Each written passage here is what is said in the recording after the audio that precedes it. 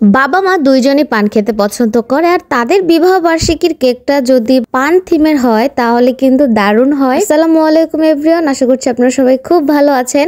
গত বছর আমি এই কেকটা করেছি, এবারও আমার কেকটা করার সৌভাগ্য হয়েছে আলহামদুলিল্লাহ। আসলে আন্টি আর আঙ্কেল পান খেতে খুব পছন্দ করে আর তার জন্য তার মেয়ে প্রতি বছর তাদের বিবাহ বার্ষিকীতে এই থিমের কেকটা রাখে, কারণ যেহেতু তারা এটা পছন্দ করে আর তাদের বিশেষ দিনে যদি কেকের উপরে না থাকে তাহলে কিন্তু আসলে ভালো মানায় না।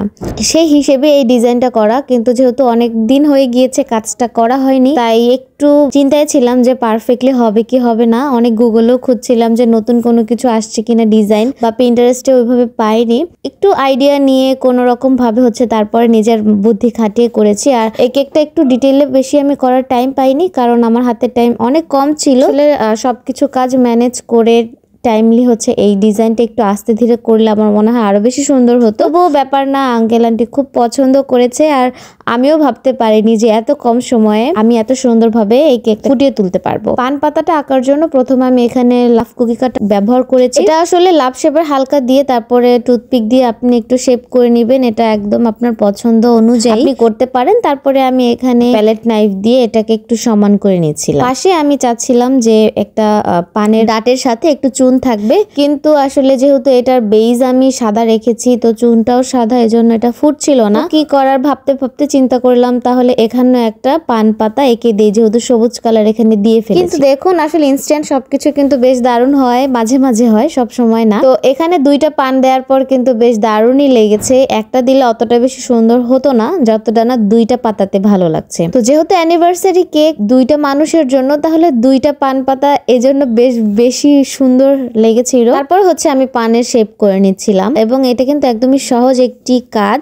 হয়তোবা দেখে অনেকের মনে হচ্ছে যে এটা হয়তো কঠিন, কিন্তু না, আসলে আপনি যখন প্র্যাকটিস করবেন এবং আপনি যখন এই কাজগুলো আয়ত্তে চলে আসবে তখন আসলে এগুলো অত বেশি ঝামেলার মনে হবে না। কিন্তু তার জন্য আপনাকে অনেক ধৈর্য এবং পরিশ্রম করতে হবে। এইটুকু করলে আপনি যে কোনো কঠিন কাজও কিন্তু সহজে করতে পারবেন। যেহেতু আমি বেজের উপরে পানের ডাটের উপরে চুনটা দিতে পারিনি, ফুটেনি, তাই ভাবলাম পানের উপরে এটা দিয়ে দেই। পানের উপরে এটা দেওয়ার পর কিন্তু বেশ ভালোই ফুটেছিল। আর আমি সুপারি এঁকে নিয়েছি। সুপারিটা আমি ক্রিমের সাথে একটু ইমালশন দিয়ে এটাকে জাস্ট রোল করে দিচ্ছি। আপনার ভিডিওটা খেয়াল করলে বুঝতে পারবেন, আসলে সবকিছু তো ডিটেলসে বলা সম্ভব হয় না। তারপরে আমি পান পাতার উপরও কিছু কাটা সুপারি দিয়ে নিচ্ছিলাম, একদম নিজের ইচ্ছে মতো কাজটা করেছি। আর যেহেতু সুপারির মধ্যে একটু সাদা সাদা থাকে, যারা আসলে দেখেছে, আমার আম্মু যেহেতু খায় এজন্য আমি খুব ভালো মতো জানি কিভাবে কোনটা, এজন্য আবার ডিটেইলে করতে অনেকটা বেশি সহজ হয়েছে। একটু সাদা ক্রিম দিয়ে সুপারির উপরে একটু জিগজ্যাগ করে নিয়েছিলাম যাতে দেখতে একদম রিয়েল টাইপের মতো মনে হয়। আর উপরে যে কাটা সুপারি দিয়েছি ওটার উপরে একটু সাদা ক্রিম দিয়ে নিচ্ছিলাম যাতে করে দেখতে একটু রিয়েল টাইপের মনে হয়।